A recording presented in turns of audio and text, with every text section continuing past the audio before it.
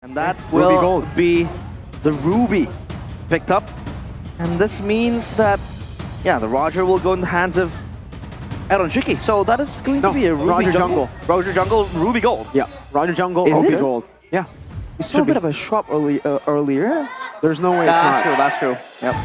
Where else will the Ruby go? Okay, so Ruby gold, Aaron Shiki, we haven't seen him play that much of a flex pick. You know, it's usually the most conventional marksman heroes he usually plays, but now the Ruby. Yep. That's gonna be interesting. Very, very interesting. And the lineup rating agrees with us. Team Liquid having more of an advantage. If we look at it, there's a vengeance on Aran and the phobias as well. Survivability and controllability have been so important in securing a lot of these neutral objectives, and Team Liquid has Rebellion beat on both. Pickoff is the only game that Rebellion has right here, and to their credit, they have a lot of ways to isolate members of Team Liquid, but they don't have a lot of ways to stop Team Liquid's whole team from coming right behind them. Sheathe your swords and raise your banners. The war cries are echoed as the cavalry charges forth. Will they be able to take down the Bulls? It is Rebellion Esports against Team Liquid ID. The Cavalry versus the Rebellion. Center stage, it's the Usurper taking on the King, MATT, and Flavor Flav. See how Flavor Flav performs on the Roger. Not really as flashy as some of the assassins, but in this meta, I feel like it's still very threatening for sure. Suelo already chunked down to half HP actually. That's quite interesting. Showing again the aggressiveness of the Vexana in these situations. But the Litho gonna fall to the hands of Rebellion. It's already a small win, but a Flicker already expended in the mid lane there. Looking at the emblems by IndyHome, Wilderness Blessing for the Phobias and the Vexana. So Aran and Yehezkiel are playing that roam game. Everyone else is all focusing on survivability. And Aaron Shiki on the Ruby in particular goes for the Festival of Blood. So when it comes down to it, when it comes to sustaining in the lane, Matt can't really do much. Even though he has the tenacity and the firmness, he can survive from a big burst, but he can only regen coming in from that quantum charge. Yeah, Aaron Shiki goes for the sustainable next win. Forced to flicker out. No flickers for the dual mid in the first minute of the game. This is tremendous for the Cavalry. That's expensive. X-Win having to pop the flicker, so did Suelo. And the turtle fight will probably happen sooner or later, so that is two spells, crucial ones, blown away by Rebellion Esports. Bottom lane, a bit of a skirmish though, you can see there. The carry and the Ruby going at it. Matt's actually walking up with the lead. Aaron Shiki went for a fight in the middle of the wave, trying to make sure that he swings the trade in his balance with the regen he gets from the lane so far. But now, look at this, Yehezkiel in very close quarters. Does have the Eternal Guard just pulled back again. The Lantern Flare is there. X-Win zoned away by Witty. Both teams unable to really contest for the neutral objectives just yet, as Aran only now has gotten level 4. Turtle just ping-ponged around in the pit. Oh, Witty. Staying on with the rotation, Witty with the Revitalize. Oh, that's time of Pendant into the Eternal Guard. Sway low, no flicker. Aaron walking forward, Crimson Beacon, and the Lantern Flare bring Aaron back. Able to dash away, and that is a free turtle to TLID. Great play by Team Liquid to zone Rebellion out, using the Hylas, using the Ruby, sending it up from the gold lane, using that early game prio to its full benefit. Man, Team Liquid, calculated as always. And for Rebellion, they're trying to find ways to make X-Win work, but before level 4, not a lot of threat. And now even at level 4, Witty can bully him out, man. Not a lot of heroes can shred down this Hylas, and the carry at 3 minutes in the game is not that big of a threat just yet. Yeah, this Roger as well for Fabian is a debut pick. And now, of course, talent predictions by the application Go Pay. Everyone is picking Team Liquid ID, unanimous with the Indonesian desk. I think this is the first time this season that we have a full unanimous decision. Usually Papulong is there somewhere, Lim Kochul is there even. Now we're on the same page. This usually doesn't you know, look too good for the team that we predict, but hopefully that doesn't impact the game. That's true. Fabian has the Wind Talker. This might speed up speeds up his farming patterns, and also maybe that damage needed in the skirmishes later on. I can't help but feel like the game is relatively slow right here. Both teams are playing it very carefully until a neutral objective is up. And I must say, if that's the situation, it's going to favor Team Liquid. But look at this. Earth Shatter Flicker with the onward Cars. Able to find out Aran nowhere to run. Even with the Vengeance, you can't tank up that much damage. Cars, first blood. The timing though, after the predictions are rolled out, Aran gives away first blood. Well, it is what it is, but for now, though, you can see Fabian is in the area to soak up the gold and EXP, so not all is lost, but around on the Phobias, that's not a situation you want to be in, to lose out on multiple EXP cards in that laning situation. Cars will be having a bit of an edge, but can he use that to leverage enough? As you can see here in the mid lane, we're back to setting up for the Turtle. Rebellion were able to get a pick off, but that's before the Turtle was even in the picture. That's true. And now, of course, Aaron Shiki just having a good time down bottom against Matt. You have so much sustain with the Ruby, you know, a net kit and then a Witty already in Turtle Pit, looking to zone out the players of Rebellion Esports, but Aran comes close. Cards might look for an engage. No. Turtle still ping-ponged by both teams. See the bottom teams. side. We're just setting it up. And it gets reset. Both teams really not wanting to be the first team to really make a move on it. And Team Liquid are using this small few moments to go for wave clear opportunities. At Sway Low, this is where the Sushin really excels, when both teams want to just sit around and not really commit onto something big. Witty. They're on it, Witty, with the charge forward. Sway Low to be stunned up, and now Aran.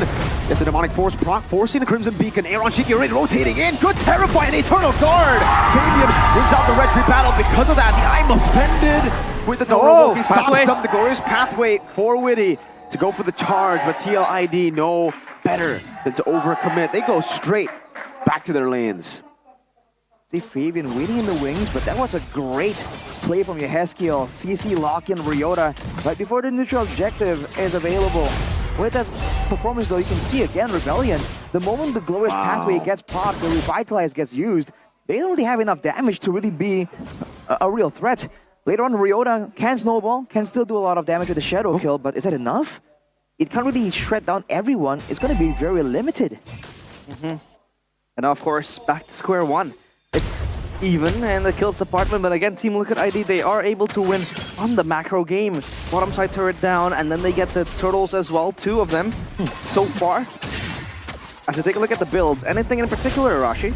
Mana boots for Sway Low right there, so wanting to get more mana back from shoving the waves, maybe feeling the pressure from the Vexana push, because sometimes Sushins would go for something a bit more defensive, especially in a game like this with a diving Phobias, a diving Roger as well in the hands of Fabian. Sometimes you would go for a more defensive boot choice, but Sway Low wants that mana. He knows that he needs every single bit of mana possible when they're trying to lift someone up.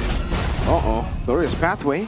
But Lantern Flare, but Witty, he just going for a good Crimson Beacon from Sway Low. Meanwhile, in the bottom lane, I don't know if you guys saw that, but Ryota just lost out in the trade completely against Aaron Shiki. Oh, the hunter becomes the hunted.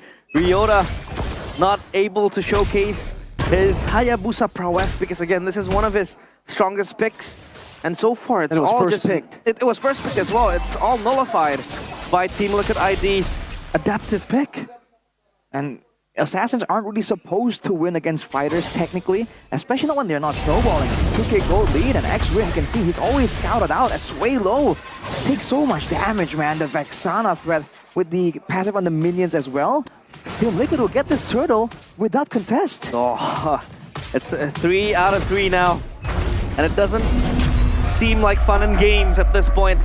If you lose out on all 3 turtle contests, 2 out of them so free for Team Liquid ID, as Fabian might look to take down this turret alongside Aran, just shadowing him from behind. Now concealed play by Matt. They can't kill Aaron. There's no way. I'm offended. It's gonna terrify.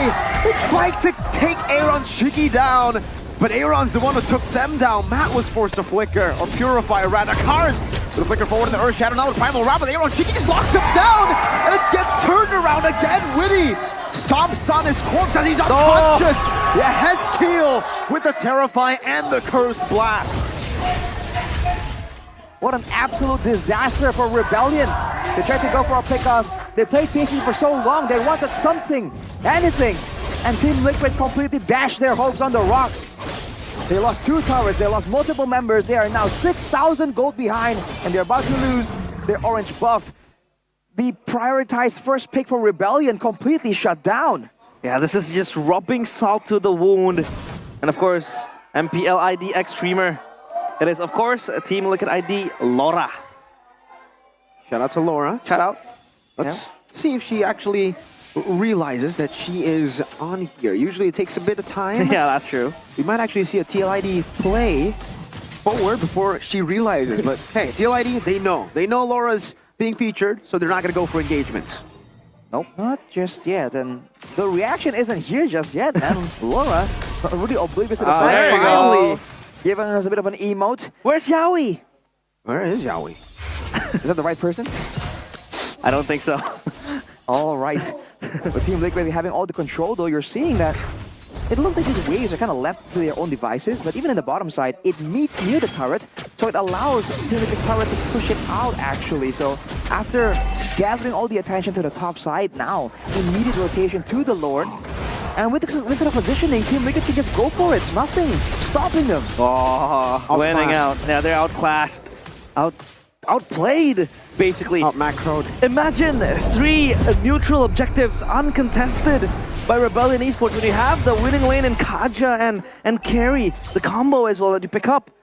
It's insanity when Team Liquid ID can walk away unscathed with 3 or even 4 objectives. This is scary, man. This is what makes TLID such a scary force, such a scary team in Season 14. They are so intelligent. Their macro game is amazing. Looking at the items, though, King Matt finally now has a 3-item power spike, can definitely shred down some of these frontline members, but you know, Rebellion has to find the right fight to do so first. And looking at Iron Shiki, he has the War Axe, he has the Hunter Strike as well as the Queen's Wing, so a lot of utility, a lot of sustainability. And look at X-Win, man, blew it away from the front lines. I can't do anything, and now with the Lord in hand, ushering it towards the top side, Team Liquid ID might look for a siege, but no, they get the turret passive, afraid. and that is going to be a valuable resource for them. Yeah, look at the way that they're using these waves, right? In the bottom lane, they pushed it in, and now they're going to have to use another wave. Weedy gets brought back, and Divine Judgment too, but Weedy just goes for the Revitalize. He gets slain, but that's going to be a base turret. TLID, no problem taking that trade. Aaron Shiki with a move forward. That is a base turret with the first Lord, and it's only traded for Weedy. That is value. That is so worth it for TLID. Absolutely still a value play from Team Liquid. And this is why it's just so crazy. Even earlier, they were willing to let go of the top side. They could have saved it from the minions, but they left it.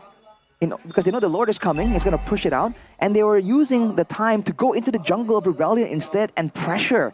Their understanding of control around the map here is just so good. Rebellion can use this Lantern Flare to really scout out, but Swaylo has to be careful, man. He oversteps a bit too much, he gets bursted down. They're 7k gold behind. If Yehezkiel and Fabian go on the same target together, that's too much of a mix of magical and physical.